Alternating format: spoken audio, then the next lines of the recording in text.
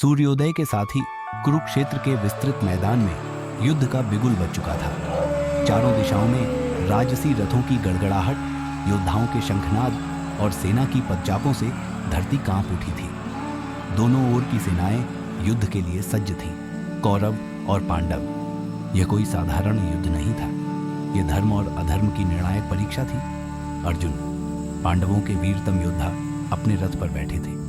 उनका रथ अलंकृत था और उसे चलाने वाले कोई और नहीं, स्वयं भगवान श्री कृष्ण थे।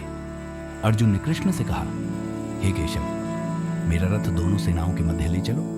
मैं देखना चाहता हूं कि किसके विरुद्ध मुझे युद्ध करना है। कृष्ण ने शांत भाव से अर्जुन का आदेश मानते हुए रथ को सेनाओं के मध्य ले जाकर खड़ा किया।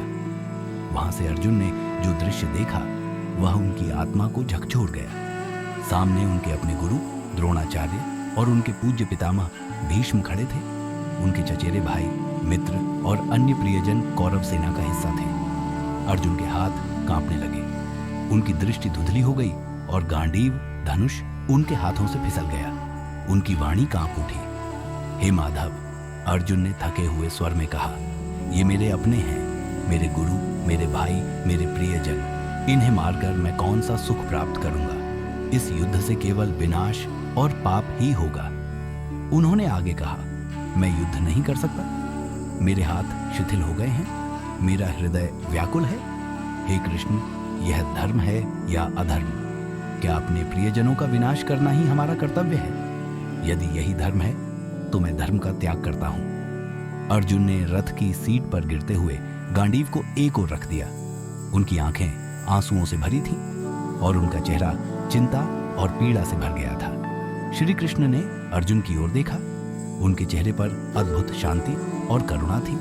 उन्होंने अर्जुन के मनोभाव को समझते हुए एक क्षण को चुप्पी साधी। फिर वे बोले, हे पार्थ, इस समय तुम्हारा मन मोह और माया में उलझा हुआ है। तुम्हारा यह विषाद तुम्हारी महानता के अनुरूप नहीं है। अपने कर्तव्य से विमुख होना किसी क्षत्रिय को शोभा नहीं देता।